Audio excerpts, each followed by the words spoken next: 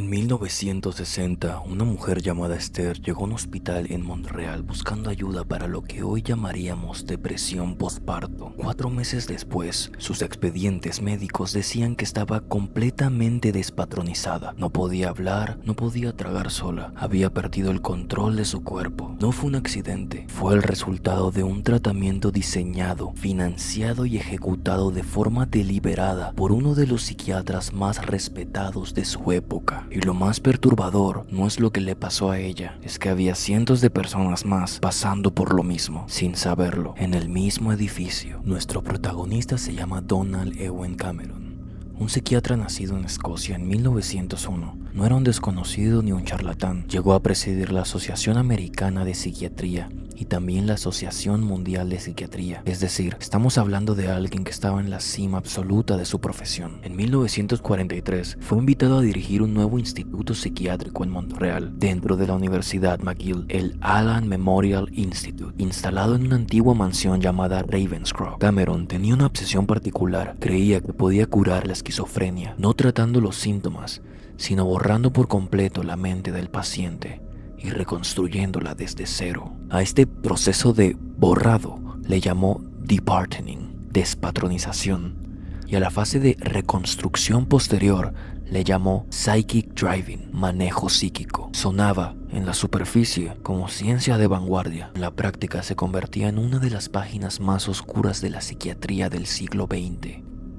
Así funcionaba el método de Cameron. Primero venía el borrado. Pacientes eran sometidos a sueño inducido por drogas durante días, a veces semanas. Mientras dormían o en estados de semiconciencia, recibían sesiones de electroshock, no 1 o 2 veces por semana, como era el estándar de la época, sino hasta 3 veces por día. El objetivo declarado era literal: reducir al paciente a lo que Cameron describía como un estado infantil. Una vez ahí, sin recuerdos, sin personalidad, sin capacidad de reconocer su propia historia, comenzaba la segunda fase. Ahí es donde entra el psychic driving. A los pacientes ya despatronizados se les hacía escuchar grabaciones en loop, frases repetidas una y otra vez a través de los audífonos, cascos o incluso altavoces instalados dentro de la almohada. Algunos pacientes, según los registros que sobrevivieron, escucharon la misma frase hasta 500,000 de veces. Había casos en los que las grabaciones sonaban hasta 20 horas al día, estuvieran despiertos o dormidos. La idea de Cameron era que una vez vacía la mente, esas frases repetidas reconstruirían la personalidad del paciente de forma sana. En la realidad, lo que ocurrió fue muy distinto. Los pacientes de Cameron no eran en su mayoría casos extremos de esquizofrenia severa. Muchos llegaban al Allan Memorial buscando un tratamiento para ansiedad o para lo que hoy se diagnostica como depresión postparto. Gente común, gente que confiaba en un médico reconocido internacionalmente. El caso de Esther, con el que abrimos este video, no fue aislado.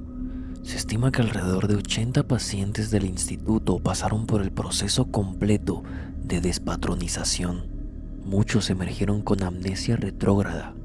No podían recordar nada de sus vidas antes del tratamiento. Algunos olvidaron cómo hablar, otros olvidaron que tenían hijos o cómo manejar negocios que habían dirigido por años. El daño no terminaba en el paciente.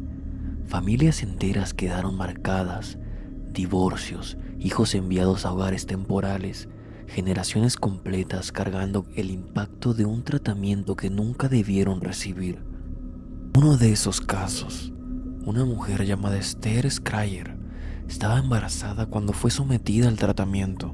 Su hijo, nacido después, pasaría décadas de su vida intentando que el gobierno canadiense reconociera que él también había sido, en cierto sentido, sujeto de un experimento que nunca autorizó. Aquí es donde la historia deja de ser solo sobre un médico con una teoría equivocada y se convierte en algo mucho más grande. En 1957, Cameron comenzó a recibir financiamiento de una organización llamada Sociedad para la Investigación de la Ecología Humana.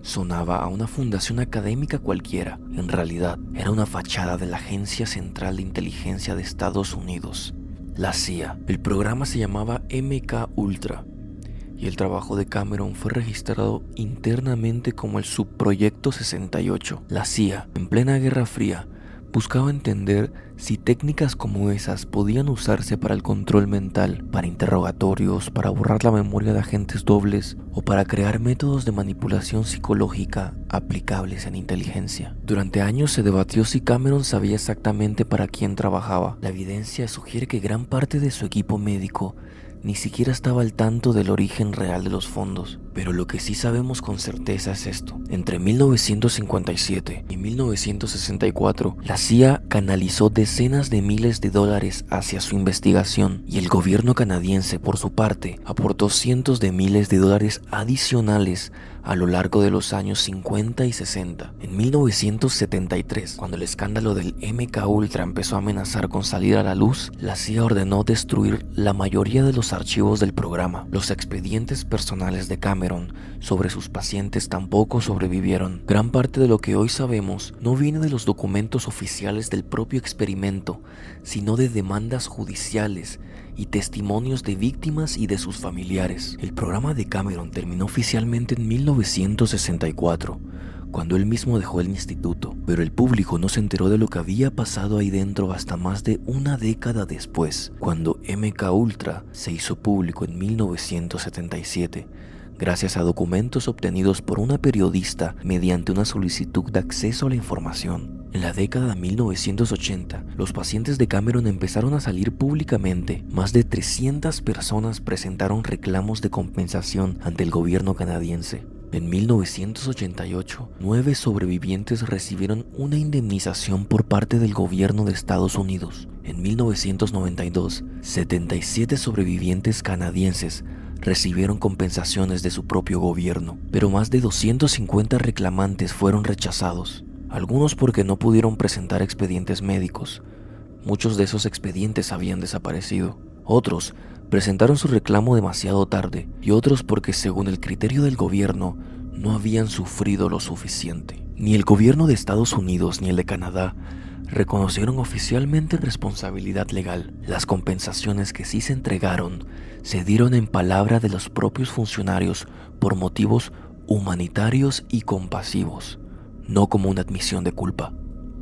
A día de hoy, buena parte de lo ocurrido dentro del Allen Memorial Institute sigue siendo un misterio parcial, no porque sea inexplicable, sino porque fue borrado deliberadamente. Los archivos que podrían contarnos la historia completa fueron destruidos por orden de un gobierno, y los que sobrevivieron siguen en algunos casos clasificados. Lo que sí sabemos es esto: durante casi una década, un médico reconocido internacionalmente sometió a personas comunes, gente que solo buscaba ayuda, a un proceso diseñado para vaciar sus mentes, mientras un gobierno extranjero financiaba el experimento en secreto, buscando fines completamente distintos a los que los pacientes jamás habrían imaginado ni aceptado. La pregunta que queda abierta no es si esto pasó y está documentado. La pregunta es cuánto de esto se sigue repitiendo, en formas más sutiles, en algún lugar que todavía no conocemos. Si este caso te dejó esa sensación incómoda de que la realidad puede ser peor que cualquier historia de terror inventada, te invito a que me cuentes en los comentarios qué otro experimento o programa gubernamental te gustaría que investiguemos a fondo en la caja negra. Y si te gustó este formato, dale like y suscríbete. Te recuerdo que en la descripción del video voy a poner todas las fuentes que hicieron posible esta investigación. Cada semana desenterraremos un caso real que muchas veces es más perturbador que cualquier ficción. Nos vemos en el próximo video.